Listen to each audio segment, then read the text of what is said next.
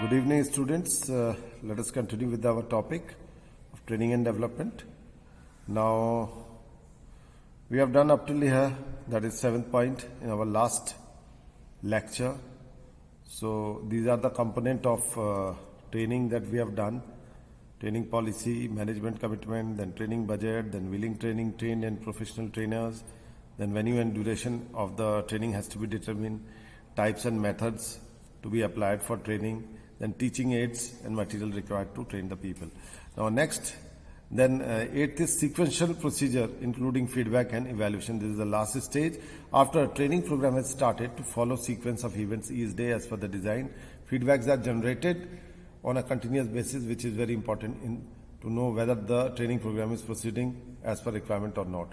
Whatever training program has been made, it has to be done with a checkpoint on each day. Let's say it's a 10-day training program. So there should be a feedback for each day so that we are able to guess that whether the training is trudging, running on the required or the stipulated path or not.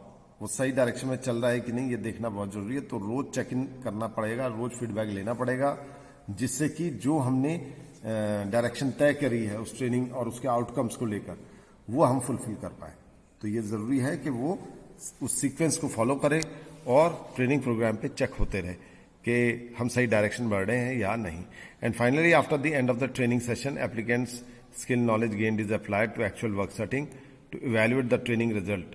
और last में जब बंदा training के बाद अपने actual work setting में आता है, तो then we come to know by his nature of work, why in his increase in efficiency, knowledge and skill, that actually the training results or the outcome are positive because there is a difference or there is an enhancement in the expected skill, knowledge and ability of the concerned employee. So that proves that our training program has been successful. So these are all the training components which are followed one after the other, and in order to see to that the training program is a success. Now coming to TNA analysis, training need analysis बोलते हैं इसको, ठीक है. So this is very important because first of all we do need to find out what are our training needs. Then only we can fix a program for training our employees at different level within the organization. So training need are identified on the basis of organization analysis. Organization को analysis करके, किसी भी job को analyse करके, man power को analyse करके और employ analysis भी कर सकते हैं. तो ये कुछ चीजें हैं जो हमें ट्रेनिंग नीड एनालिसिस में हेल्प करेंगी. Every training program, training method and course content are to be planned on the basis of training need. So basis यानी कि जो हम कह सकते हैं सूत्रत पाथ, यानी कि जो स्टार्टिंग पॉइंट है ट्रेनिंग नीड एनालिसिस से है टीएनए एनालिसिस, कि हमें पता तो लगे कि ट्रेनिंग की आवश्यकता कहाँ और किस प्रकार की है. Training needs are those aspects which are necessary to perform the job in an organization in which the employee is lacking in knowledge, skill, attitude. तो जहां भी knowledge, skill और attitude की कमी आएगी, हमें वहां देखना है कि किस प्रकार की और क्या ट्रेनिंग दी जा सकती है. तो हमें we have to find out, we have to locate the areas and the people those who need to be trained. Training need is equal to job and organization requirement minus employee specification. Employee specification means the skill required to perform a particular task. उसको minus कर दिया job and organisation requirement से. तो अगर कुछ निकलता है बचा हुआ तो वो हमारी ट्रेनिंग नीड होगी. This is the equation. Training need can be identified through identifying the organization need based on organization analysis. तो ऑर्गेनाइजेशन एनालिसिस एक बड़ा एनालिसिस है जहां हम पूरे ऑर्गेनाइजेशन के अलग अलग डिपार्टमेंट्स की एनालिसिस करते हैं, उसको ब्रेक डाउन करते हैं और फिर टोटल ऑर्गेनाइजेशन पॉलिसी जो ट्रेनिंग नीड एनालिसिस पूरे ऑर्गेनाइजेशन की करी जाती है. अलग अलग डिपार्टमेंट्स होते हैं हर ऑर्गेनाइजेशन में, तो कहाँ किसकी क्या रिक्वायरमेंट है वो सारी चीजें पता लगाई जाती है. This includes analysis of the objective, resource utilization, environment scanning, organization climate, organization strength and weaknesses in different areas like accident, excessive scrap, frequent breakages of machinery, excessive labour turnout, market share and other marketing areas, quality and quantity of product output, then production schedule, raw material and other production areas, personal finances, etc. Beside having an objective analysis of human relations and customer relation aspect with respect to organization from service sector. यहाँ पे organisation के objective की analysis करनी है कि हमारा उद्देश्य क्या है, हमारी ऑर्गेनाइजेशन जिसके लिए हमने फॉर्म किया है। रिसोर्स यूटिलाइजेशन कि वेदर प्रॉपर रिसोर्स यूटिलाइजेशन हो रहा है कि नहीं, क्योंकि अगर हम रिसोर्सेज को प्रॉपरली यूटिलाइज नहीं कर पा रहे तो बच्चों इसका मतलब है हमारे बंदे को ट्रेनिंग की नीड है, जिससे कि हम पता लगा सके कि ऑर्गेनाइजेशन को बेहतर बनाने के लिए कहाँ कहाँ किन एम्प्लॉइज को ट्रेन किया जाना चाहिए, तो उससे नीड का पता लगेगा।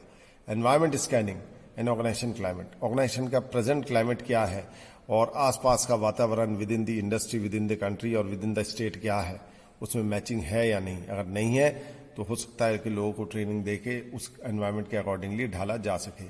Strength and weaknesses in different areas like accident, excessive strap, मतलब ये जो स्ट्रेंथ एंड वीकनेसेस हैं, स्वॉट एनालिसिस ये बहुत जरूरी है कि मान लो किसी ऑर्गेनाइजेशन में एक्सीडेंट बहुत हो रहे हैं, मान लो प्रोडक्शन सेंटर में एक्सीडेंट बहुत हो रहे हैं, तो कहीं ना कहीं ये क्या इंडिकेट करता है कि लोगों को ट्रेन करने की आवश्यकता है जिससे कि वो ढंग से काम कर सके और एक्सीडेंट कम हो। एक्सेसिव स्क्रैप, स्क्रैप का मतलब जो खुरचन बचती है, स्क्रैप बहुत ज्यादा निकल रहा है, इसका मतलब वेस्टेज हो रही है रिसोर्सेज की, प्रोडक्शन मटेरियल की। तो वो क्यों हो रही है? क्योंकि लोग स्किलफुल नहीं है, वो ढंग से काम नहीं करते हैं, इसलिए स्क्रैप ज्यादा जनरेट हो रहा है और जिसके कारण हमारा प्रॉफिट कम हो रहा है।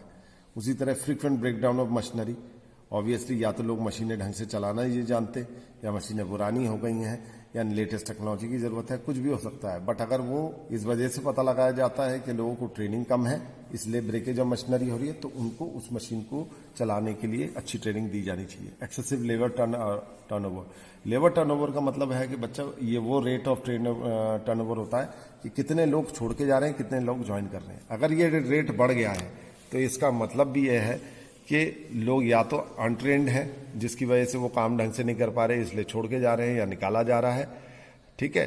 तो इस चीज को चेक किया जाए। देन मार्केट शेयर, अगर मान लीजिए हमारा मार्केट शेयर कम हो रहा है तो कहीं ना कहीं हमारी गलती है, तो क्या वो गलती किसी प्रकार की ट्रेनिंग देकर एम्प्लॉयज को बेहतर बना के चुकाई जा सकती है? ये भी एक कारण हो सकता है, ऑर्गेनाइजेशन एनालिसिस का हिस्सा हो सकता है। एंड अदर मार्केटिंग एरियाज, हम शायद अपने प्रोडक्ट को या सर्विस को मार्केट नहीं कर पा रहे हैं, तो हो सकता है मार्केटिंग पर्सनल या मार्केटिंग डिपार्टमेंट को चुस्त दुरुस्त होने की जरूरत है। They need to jag up their work areas, they need to train people, competent people और bring about competent people into their organisation. Quality and quantity of output अगर अच्छा है तो ठीक है, अगर नहीं है तो उसके कारण में कहीं ना कहीं ह्यूमन फैक्टर जरूर हमें पता लगाना चाहिए कि शायद लोगों को बेहतर ट्रेनिंग देके हम quality and quantity of service या प्रोडक्ट को बेहतर बना सके, ठीक है। देन प्रोडक्शन शेड्यूल में भी हमारा शेड्यूल सही नहीं है जिसके कारण लोग अच्छी तरह काम नहीं कर पा रहे, या raw material and other production areas, ये भी इश्यूज हो सकते हैं। Then personal finance etcetera, personal यानी कि जो लोग काम करते हैं वो भी फैक्टर हो सकते हैं। ये तमाम चीजें हम एनालिसिस करेंगे जब ऑर्गेनाइजेशन की ओवरऑल एनालिसिस होगी। Besides having objective analysis of human relation, HR कैसा काम कर रहा है, ह्यूमन रिलेशंस अच्छे हैं नहीं हैं, तो हो सकता है अगर अच्छे नहीं है तो लोगों को ट्रेनिंग दी जानी चाहिए ऑन ह्यूमन रिलेशंस, या कस्टमर रिलेशंस अच्छे नहीं है जिससे कि हम क्लाइंट कस्टमर्स के साथ अच्छा रिलेशनशिप या बिजनेस ला नहीं पा रहे हैं, तो मे बी मार्केटिंग पीपल और the customer relationship employees, they should be trained better so that they are effective in bringing about good business for the organization. Especially this happen in the service sector like insurance, hotels, banking, airlines, all these related areas. Customer relationships specially इन्हीं areas के लिए ज्यादा use किया जाता है क्योंकि यहाँ service based industry है और यहाँ पे कस्टमर रिलेशनशिप बहुत मैटर करता है. So these are the certain things. I think you have understood this particular first aspect of your organization analysis through which we get to know what are the training needs as such. So we will end our lecture over here and continue in the next one.